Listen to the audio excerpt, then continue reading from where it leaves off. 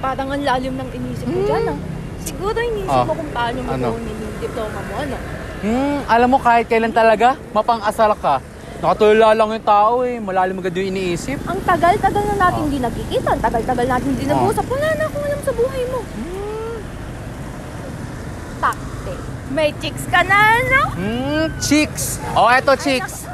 Alam mo, kahit kailan talaga, ito talaga, kayos ko lang pang-asal ka. Di ba pwedeng sobrang busy lang dahil busy ko sa pag-aaral ko? Kayos ko lang ng buhok ko.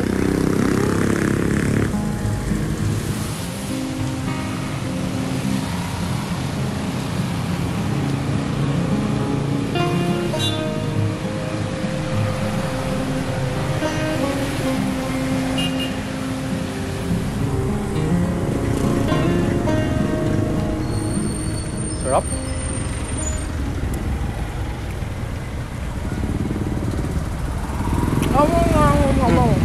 Yak! Don't talk when your mouth is full, no? Kadiri. Lunukin mo muna yan.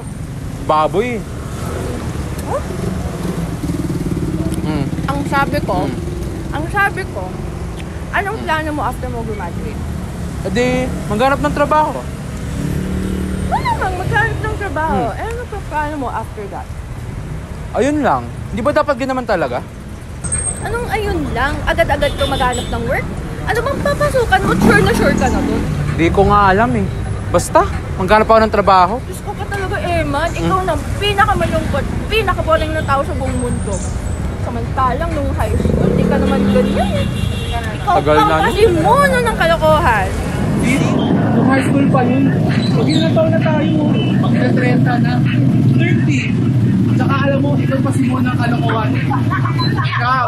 Tapos dinadawit mo ko. Diyos ko po naman. Pero wait lang, tanda mo si Angela. Oh my God. Si Angela, yung high school crush mo.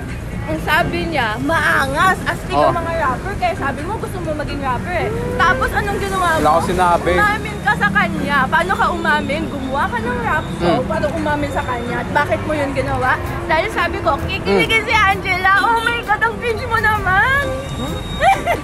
Dami mo nga alam. Wait lang. Saan mo pinurform? Sa stage, sa harap ng maraming tao, Eman. Oh my God. Tapos paano nga yung posisyon ng kamay mo? Ganyan sa lahat. Talaga? Sid, tama na. Pero ngayon, rapper ka pa rin naman eh. Dagdagan mo lang ng letter W. Rapper is bang! Dami mo ang soki dahil sa longganisa mo eh sa FB. Hashtag araw-araw yung sigurara. Ikaw, nung grade 9 tayo, nalala mo? Kita ka sa play. Manahimik ka eh. Tapos na araw na yun, ano? BF ka.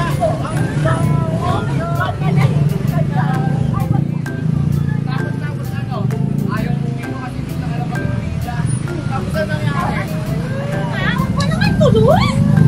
Ano ngayon? Mag-start talo. Sabi ko naman sa'yo eh. Huwag mo sisimulan. Di bali nang wag nang maging top 1. Wag lang talaga short.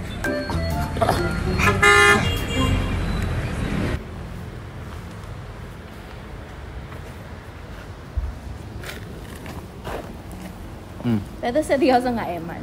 Anong balak mo after graduation? Ayun na nga yun, Sid. Except sa paghanap ng trabaho.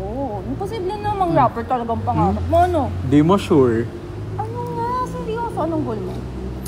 Di ko nga alam eh. Basta, gusto ko, simpleng buhay. Ayun lang? Anong yun lang? Di ba sapat na rason yun? Anong masama sa pagkakaroon ng pangarap, ha? Hindi naman kasi pwedeng wala lang. Ano yung nag-drive sa'yo to do your best up until now? Like, bakit mo napag-desisyon nang mag-aral ulit 4 years ago? I'm just being realistic, Sid. Mag-30 na tayo, oh. Isipin ko ba yung mga passion na yan? Basta, I've decided na mag-aral ulit ako. Sa tingin mo may kuha sa Philippines na walang degree? Na walang experience? Sid, I'm sorry, pero di ako katulad mo. Di ko sayangan yung oras ko sa mga racket na yan, tapos maliit na sweldo na di naman ako kayang itawid. Wow! Look who's acting like a big shot right now, no? Ganito man yung state ng buhay ko, wala akong pinagsisisihan. Alam mo kung bakit? Kasi desisyon ko to, at mahal na mahal ko yung ginagawa ko. Sa tingin mo, ikaw yung nakapagsabi sa akin na walang kwenta yung mga pangarap ko? Wala akong sinasabing ganyan, Hindi! Sid. Yun yung pinaparating mo eh. Nandito ako ngayon kasi alam kong kaya kong maabot yung mga pangarap ko. Pero ikaw, kung gusto mo magstay sa ganyang mindset, walang pumipigil sa'yo. Mamuhay ka ng parang patay for all I care. Sid! Sid! Sorry na, Sid. Di ganitin ko sa pangarap mo, okay? I think you dreaming about being the main character in a theatrical play is great. Sadyang, pag ako na pinag-uusapan, di ko na alam yung gagawin ko eh. And if meron man, it's too late. Don't let the world tell you to stop dreaming. Hanggat nabubuhay ka, live it without regrets. Dreams are made to be magical. Makes you appreciate life even more.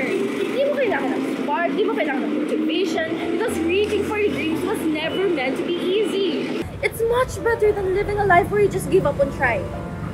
Sid, di ko alam yung gagawin ko eh. Maybe I'm just not made to dream. It doesn't have to be today. You just need to see the world in a different perspective. Your life filled with potential. Kasi ako, Emma, naniniwala ko sa'yo. You've been doing so well and huwag mo sayangin yun. You graduating college is just one step ahead. Marami ka pang hagdan na kailangan tapakan. Sid, I'm sorry. Oo na. Come here. Ano? Alam mo, Oh. kahit maraming mangyayari sa buhay natin, kahit ibang-iba na yung landas ng buhay natin, sana, kahit yung pagkakaibigan na lang natin yung manatili. Okay?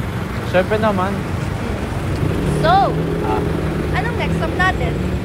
di ko nga alam eh. Pero, darating din tayo doon. Okay. Promise yan.